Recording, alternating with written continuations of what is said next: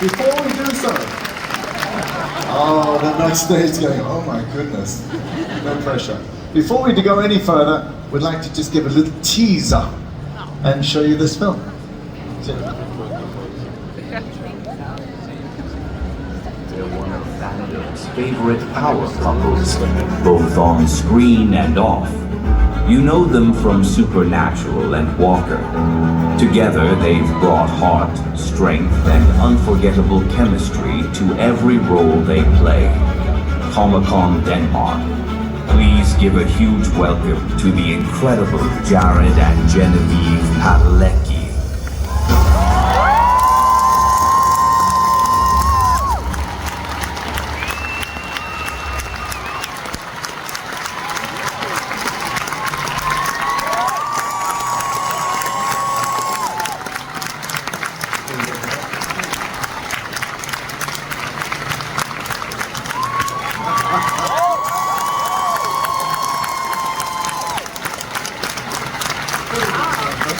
Hi. Wow. Wow. Oh, what a welcome. What a welcome. Please take your seat. Of course, of course. Hi. Yeah. I realize all of y'all are not from Denmark, but I said this to Jen, went on a little walk yesterday and went on a little walk today as well, and y'all are very tall here. I found myself kind of like, usually I'm kind of on the taller side, but I'd walk down the street and I'd be like, just trying to fit in. But so seeing the crowd, it's very high. Thank y'all. Anyways, I digress. There are many things to be intimidated in a good way about this part of the world.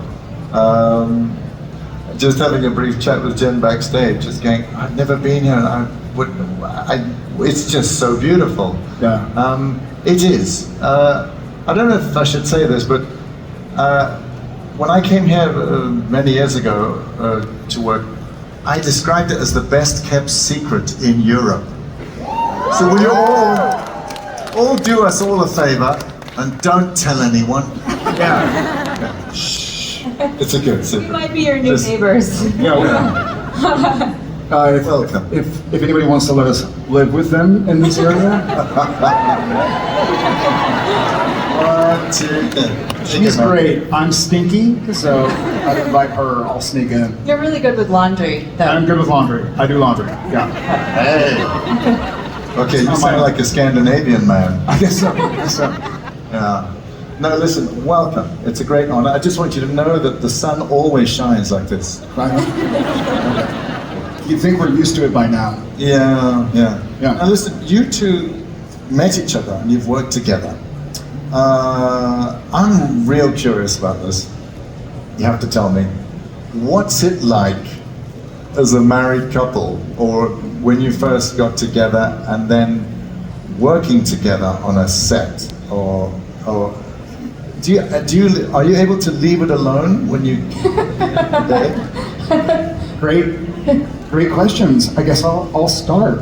We did. I think a lot of y'all might know, but we met on season 4 of Supernatural. And it was great because it's really difficult to hide who you truly are if you're filming a TV show together. Yeah. Because the days are so long, and you just don't, by the end of the week, you don't have energy for bullshit, to pretend to be like, hey, I'm really nice, or hey, I'm really sweet. Yeah. Because you're tired, your body hurts, you haven't slept, and you see how people interact with other people. Yeah. Not just how they speak to you, but how they speak to the crew, how they speak to the assistants, how they speak to the directors. And so we just met as friends for a couple of months, and I know it's not obvious if you look at her, but this girl can eat.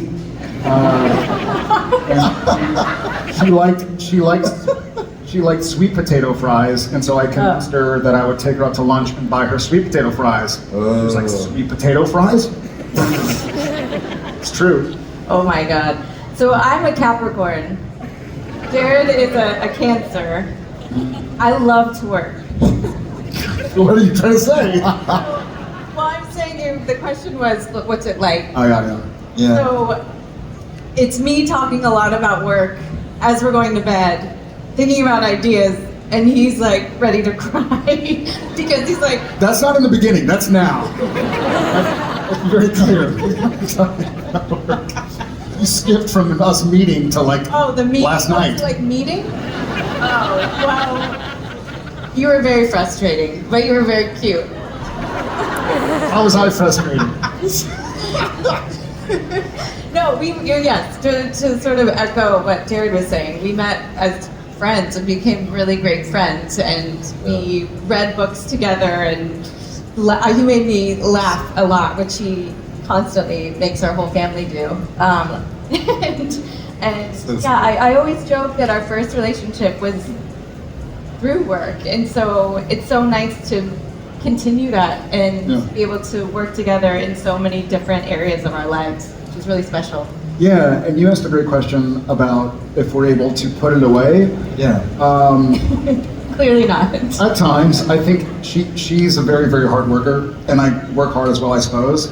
But at times, but I think it can either be a great thing to have two entertainment industry people be married, or a terrible thing because you don't understand each other's lives. Yeah. You know, it's funny because since she's an actress as well and she understands, I can bitch about filming until 2 a.m. where, you know, if you were to sit me down and be like, hey, would you love to do a job where you can be on a TV show and build a character and talk to fans and family from around the world about it? The answer would be hell yes. Yeah. But she gets it, and I get it when she explains the same. Well, and I think we have a really good balance in that because we can empathize and understand each other, and also look at it from different angles of what about thinking about it like this, or just holding space and listening, like what Jared's saying, and being able to vent and then have the other person say, you know. Get it? Yeah. Yeah. Yeah. Well, I mean, there is that advantage as you're both in the same business. But my experience was that it was real fun in the beginning. Yeah. And then I realized I was married to an actress. Yeah, God. Tell me about it. Because I figured my poor partner was married to, or rather, going out with an actor as well. And that actually sometimes it was nice to have someone from another industry or another, you know. Sure. I think we bring different things though to the table. I mean, I've taken a lot of time off. We got married really quickly and had kids, and that has been my main focus. And now that our kids are at a good age, I'm starting to get back a little bit and dabbling more in acting, and now we're producing together, which is also wonderful to do as a mother, because it means that I don't have to be, you know, a number on a call sheet as you know, in the way that Jared does. So it's a balance for us. We have very unique perspectives and a really healthy way, I think, of communicating on and off set. Yeah, I have a question for you. Is there anything about your characters, I'm now thinking of the fan base, both from Supernatural and Walker, where you have to take, whether you have to consider the fan base's opinions as to how your character should react? Interesting. That's a great question. I suppose I'll answer for myself. When I'm doing, whether it be Supernatural or Walker, or, you know, we're producing a movie that I go up to start shooting in a week. We're producing it. We're producing a TV show that we found out on our way to the airport on Thursday that writers are going to. So if I seem stressed out, just kidding. It's amazing. But I think as an actor, I think I've landed at a spot after 25 years that if my character eats an apple on screen, I'm not saying Jared likes apples. I'm not saying y'all better like apples. I'm just playing my part of the story. I'm eating an apple, whatever I do. I had to do a lot of strange things on Supernatural, a lot. See the show. I mean, so if I'm drinking demon blood or helping my brother Dean kill my wife, playing Lucifer or anything in between, I kind of have found peace knowing that that's just what Sam was doing at that point in his life. Yeah. And so let the audience, and that's something about art or creativity is it's open for interpretation for the audience. Well, good. I mean, that's a relief, so you can sleep well at night. But sometimes I didn't say that. no. Okay, but we're going to move on to open it up to questions from the audience, which are gagging to answer all questions. But just as an actor, I'm thinking my fan base is of people who like me killing people. Yeah, fair enough. So there's sometimes I meet a kind of a really heads up in your face fan base is going, oh, the way you killed that nun. You're welcome. Yeah, no.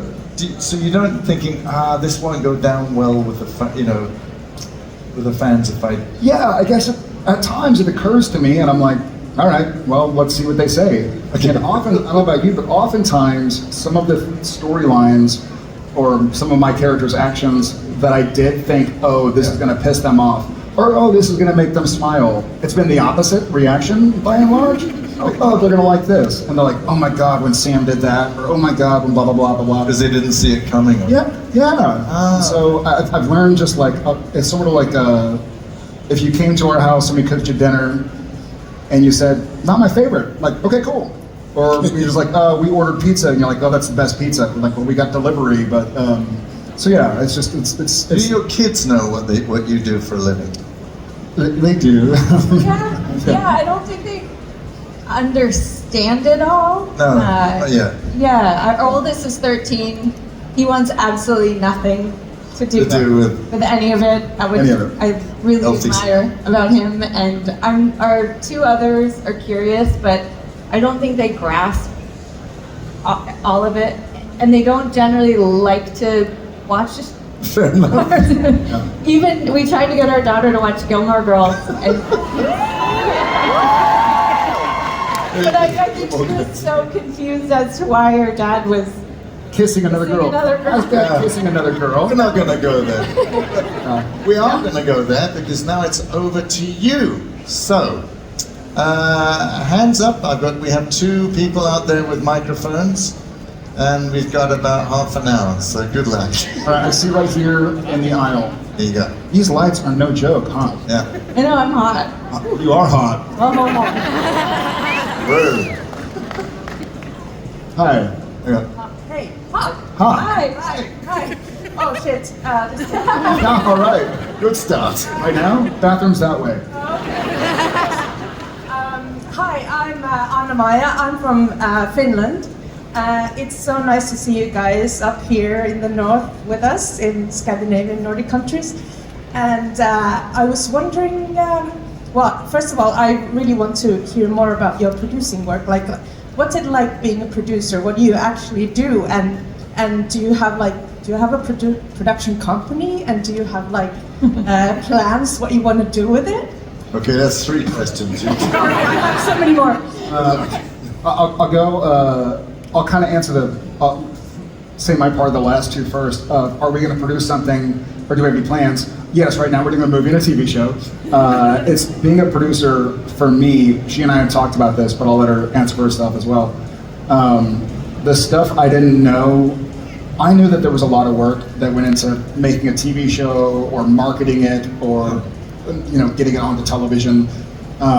Having now been in production together for over 5 years, because we started producing Walker in 2018, the amount of work that goes on before an actor ever hits their marks and they call roll camera is vast. It's like y'all know the iceberg, like you see this much and beneath the water, all this. And so I chuckle to myself thinking about like when I'm on set with somebody and they're like, well, I just don't know about this line. And you're like, oh my God, we've had 75 conversations about that line, and this is kind of what it has to be because of something else.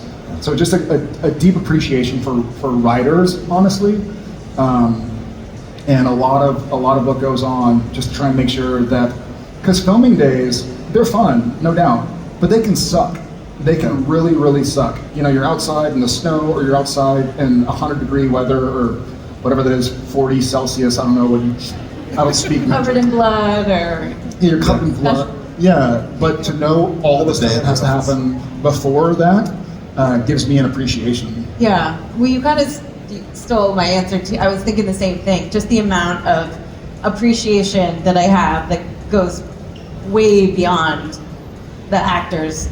I mean, I will never again be on set and question a line, because now knowing all the amount of conversations that went into the jigsaw puzzle to making the script what it is, it's quite extraordinary. And years and years and years. And for us, we've also been adapting books, and that in itself, how long it took the writer and to make sure that we uphold and honor their work, to then take it to the studios, to then find the right writers for that project, to, you know, ultimately make it into an actor's hand. It's just a marathon, and it's so beautiful and wild and so cool, and I loved the puzzle of all of that. But wow, what an appreciation. I hope that answers your question. Thank you. All three of them. Next one. Your turn. I totally. I think you pick. I said, Jen, it's your turn. Okay. Oh, sorry. Just- I was like, what do you mean? Here you go. She's right there. Yes. Someone at the front there. Thank y'all so much for standing and being here. And Yeah, sitting this and is being here. This is really amazing. awesome. Yeah. Hi. Hi. I'm Ida from Norway, so thank you so much for coming all this way. That's a long trip for you guys. Thank you. I'm just wondering, because in season 2 of Supernatural, you played Demon Sam. Yes. That, Deep weird stuff. that was so good, and like it gave me really, really the chills. And if you, I'm a creepy guy. Yeah. Jen knows what she got into. Yeah. but if you got to play a villain again, what sort of dark or twisted character would you like to take on? If I had to play a villain again, Yeah. my favorite kind of villain, and this is a lot of villains, my favorite kind of villain is a villain that thinks they're doing the right thing. I was a big James Bond fan growing up, and there were and there were James Bond movies where some of the villains are like, I expect you to die, Mr. Bond, you know, like twist the mustache. Yeah. And then some who just thought that they were doing what needed to be done to make their world into what their world was like. Those are really interesting to me. This wasn't a villain, but I liked playing Soulless Sam a lot. Because y'all are messed up. But someone who's trying to do the best, someone who understands their worldview and doesn't understand they're a villain. They're just living the life and the world they feel like they understand. It's funny. Did you have an idea of a villain? Okay. Microphone. I also would, I mean, gosh. See, it's funny, like, when I think about the franchises that I love, like Lord of the Rings, like Star Wars, like James Bond, knowing what we know now about production and how it happens, I'm always like, man, if I got offered a role in a Star Wars thing, or a James Bond thing, or a Lord of the Rings thing, what would I say? Because for me, I can still watch those movies and be a viewer. Like, I could still be the 8-year-old version of Jared watching Star Wars or James Bond, or, you know, the high school kid reading Lord of the Rings. And so I'm like, man, if I got an offer to do it, would I want to do it? Yeah. And if I did, I think I'd want to play a Sith character. I think I'd want to play yeah, that'd be fun. There's some blue colors coming through. Yeah. That's a good question, because, you know, Daniel Craig said that about James Bond. He was in doubt because he would be committed to that for a long time. No doubt. And then afterwards, when he's still an actor, what will he be allowed to do? Oh yeah, right. It's like playing Superman or Batman. Are you always Superman or Batman? Yeah. Is it your turn? Can we grab another question? There's this desperate woman on the front row. Yes. That's very desperate. I like it. Is she? Yes, right here. Holding a gun. Hello. Hi. Yes, I would like to ask. You mentioned the days when you film and it's really late, and you're really tired and your body feels sore. I imagine that that's the time when the psychological barriers of who you are really like start to crumble down. Yeah. And I can't imagine myself in that position and actually maintaining a sense of my own identity. And you have been with this particular show, Supernatural, for years on. And I'm wondering how you manage to compartmentalize the show and anxiety from the show and your own sense of self. Yeah, that's a difficult. I love your question. Thank you for asking. For those who didn't hear, she was kind of talking about long days on set or long days in general. How do you compartmentalize what you're doing, the character you're playing, compared to who you are, your own identity? And what I would say, my instinct is to say, no matter what job you're in, whether you're an actor or a writer or you're not in the creative industry at all, you can be an accountant, you can be a financial manager, you can work at Starbucks, there's 7-Elevens everywhere in Denmark, you could be at 7-Eleven. We all get to those places in our lives where you're jet lagged. You've flown in from Norway or America or somewhere far away, and you're like, I don't have the energy to be just like, hey. But I would say you learn more about your identity when you don't have the energy to put on a facade. There's a great saying, and I hope this translates, smooth seas never made a skilled sailor. So, That's good then. yeah, smooth seas never made a skilled sailor. So it's not the times that it's nice and smooth that you learn the most about yourself and become a skilled sailor of your own ship. It's those rough times. So just keep paying attention to those, and you got this. Thank you. I'm going to remember that. That's a nice one. That's a great saying. Yeah. Okay, another one. Our question. He's been raising his hand. He's wearing glasses. The one with the... Dan is saying someone in the glasses. Are you back there? There you go. Oh, okay, we're going. Oh no, the guy. Oh yeah. We'll get you in a second. You got 4 fingers up? You're next. Hi. Hi. My name is Emma. I'm from Ukraine, and first of all, I want to thank you for your support. Second of all, you guys inspire me so much. Your outstanding performances in Supernatural and other shows helped me realize that I want to pursue acting. Oh. So I want to ask you, do you have any advice for me as a future actress? Curiosity. I mean, I would hone in on technique, which is obviously really important, and if you're an actor, and taking classes and Reps. taking different classes too, not just one. I think that was, I went to Tisch, and you study one technique, which was great, but what I realized is that I needed to branch out and learn a lot of different techniques that could stick with me, because on set, no one cares about technique. So on set, I felt like I had to pull from different acting coaches and techniques that could help me get into character. And then the next thing that I would say is find your creative outlets. Like for me, I love to take art classes, or I love to read or travel and get inspired by the world around you, so that you can, I don't know, put yourself in different shoes or try different things and make yourself slightly uncomfortable as well in doing it, and learn about yourself. I don't know, that would be... I love that. I love both of that. There are so many things. I would say this. It's not just, where'd you go? You said, I found you. It's not just while acting or while reading a script that you learn how to become an actor or a storyteller, as I like to think of it. I think every person you meet, whether they hurt your feelings or support you, if it's a friend or somebody you'd rather not ever see again, try and imagine what they're thinking in their head. We have this at times. Someone will be a jerk. Jefferson Fisher. What's that? Jefferson Fisher. Jefferson Fisher. Yeah, but you know, someone will be mean to one of our kids at school, and we're like, "That, what in the world?"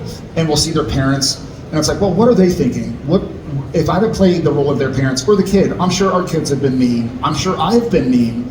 But trying to think about like what might they be going through in their lives that is inspiring them, motivating them to do this right now. I feel like I become a better actor every conversation I have with somebody.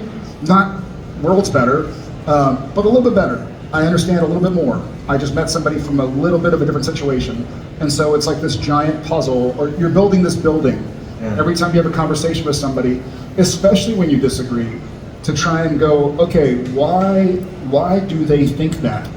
Oh, maybe they think that because their parent thought that, or because they had a bad day, and you get to add a brick onto your building. So keep adding bricks, and keep meeting people, keep reading books, keep watching cinema or TV or whatever you like, and you got this.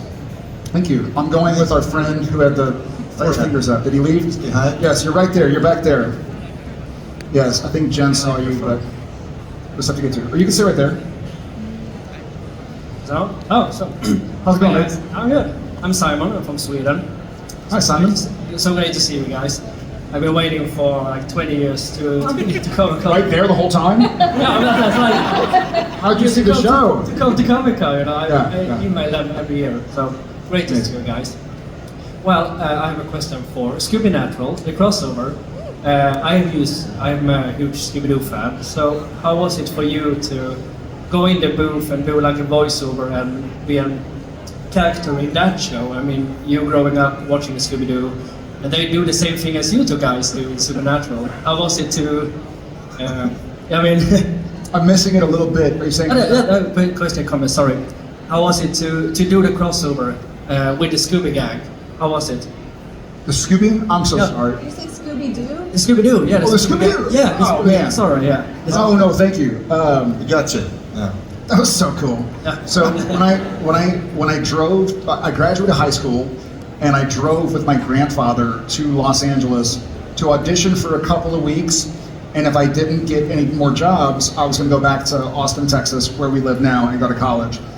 One of the things, and a lot of y'all are too young to know what this is, one of the things I had in my car was a TV, VCR, DVD player, like DVD, VHS, yeah. And a few of the VHSs that I had in my car with me were episodes of Scooby-Doo that I recorded. Stop. Yes! Really? Did you not know this? It's Scooby? Yes! Yes! Yeah, I would watch Okay. Scooby-Doo. Like commercials and all, just because I had a VHS. Did it have your soccer games on them too? Yes, that was probably that. Yeah, my dad would. Anyways, but that was one of the things that I would watch. And then they made a Scooby-Doo movie when I was maybe like 2002 or something. I didn't get it. Matt Lillard got Shaggy, who they wanted me for. He was great for it. He was great in the role. But I was a fan of Scooby-Doo growing up, and so to be a part of that process, it was interesting because